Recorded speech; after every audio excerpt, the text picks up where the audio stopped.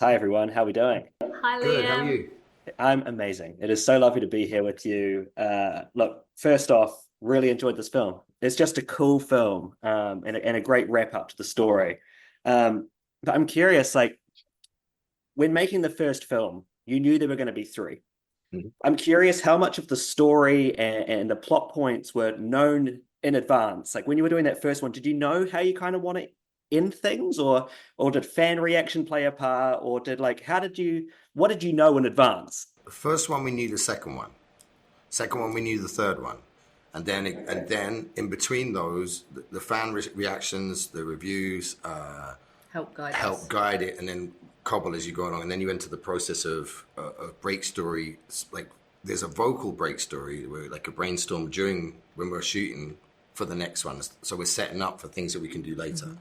Then after it comes out, we regroup to brainstorm and get the feedback, and then have a proper brainstorm and break the story. And then it's into Kelly in drafts and reshaping, sculpt what we can and can't do, what's possible, and things. It becomes quite modular again, and then then we get into the pre-production phase. About 18 drafts later, Yeah. maybe I can 19. imagine.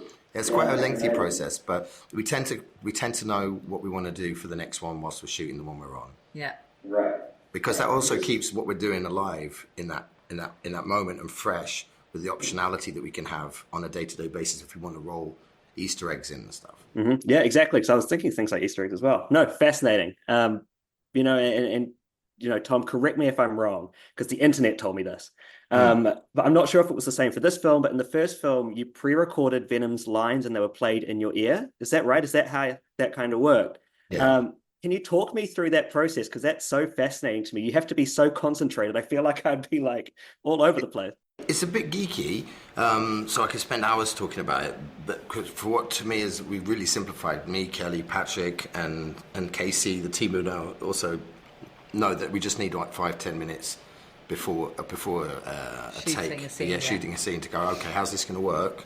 We know what the lines are because they're written. Once you stand them up, you see, and when you get the actors in the room, you'll see very quickly that what's written will work, or may need punctuating or changing or shifting in a way that creates a dynamicism. And at that point, because one of the actors is going to be on a radio recording through my earpiece, not necessarily the other actors, but definitely through Kelly's and mine and the monitor. There's the kind of two shows that are going on at the same time. So we have to record Venom, his lines, and then have a quick rehearsal with Patrick, the sound who plays Venom, from subterranean elements of his computer. So I'll use my microphone to talk to Patrick and do a line run with Venom. So he has an earwig in, an earpiece which is Venom, which we paint out at the end of the movie. Yeah, and then Kelly's also on that, so we'll record various different versions of each line, and then choose the one that we like, which will be the working title, the working draft to cobble together for that scene. If at any event we're not like working, one of those lines doesn't quite work, we'll drop it out, re-record another one, or make up a new one. You know what I mean? And then put that in its place, so we can start to edit the soundscape into the scene. And also, Kelly can use the earpiece at any point while she's watching the monitor to direct me in the scene as well. So if you want to change something up in any way, shape, or form with that, it's a new line that she wants me to try out before she yells cut, we can add that Or if into... I want you to go open a door. Yeah, or investigate a meaningful object or a space, we can do that too. So there's a kind of a consistent narrator in my ear, which isn't just Venom, it's Kelly too, telling me mid-scene what she would like us to harvest in the scene. But the optionality to do that is very freeing as a performer, because you're always focused on doing as opposed to acting. It's like I have constant support from Kelly. So whilst I'm doing the Eddie bit and the Venom bit's going off and Patrick's watching that and I'm working with other actors, the space is still free to investigate on another level altogether as well. So it's pretty cool stuff. It's so cool. Like as you say, like I could listen to it for hours. It's just so fascinating. Watching him do it is fascinating. It really is fascinating. It's really geeky. It's a geeky thing, but it's good. It's good fun though. It's really good fun. Yeah, I'm sure you're gonna miss now that this is the last one having Kelly in your ear. Yeah, no, I will. It's because you feel so supported. because you've got somebody watching you whilst you're in it, and they're feeding back to you immediately. So you're literally being directed during the scene. So it's like being driven by a pilot if you were a helicopter, in like a remote control actor. If that makes sense. Well, thank you. I'm getting the wrap. So nice to chat with you. Lovely to chat to you too. Yeah, congratulations. Great film, team. Well done. Thank you. Thank you so much. Hi, team. Hi, how are you doing? Whoa. I'm amazing, thank you. How are you? Yeah, good. We were just perfectly in unison. Yeah. That was amazing. We are. Yeah. When going into a project like this, right, 2 hugely successful flicks prior, where do you even begin in terms of like finding your footing and in this universe and in this world that has been created prior to you joining?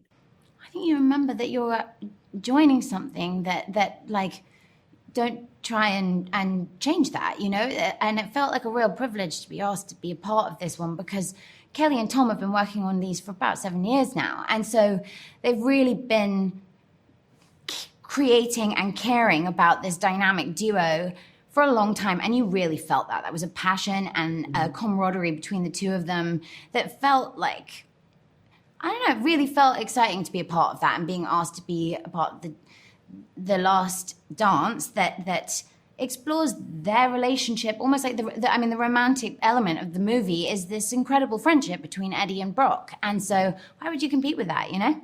Yeah. You know, you talk about the Tom and Kelly having worked on this kind of like a labor of love for the last few years, and you can feel it. And even talking to them, you get the impression that they love it so much and they put everything into it.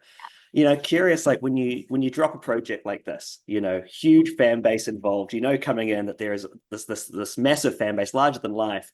Do you go online and read, I guess, the fan theories? Do you see the fan reactions, or is it just like out of sight, out of mind? I'm going to do my job and let it do what it does. I don't. Yeah. I just don't want to disappoint the people I'm working with. Just I don't think I feel like it would be a disaster for me to go online and read things about that. Because also it would blow, like multiverse and understanding how many different concepts there could be, and I think it would fry my brain too.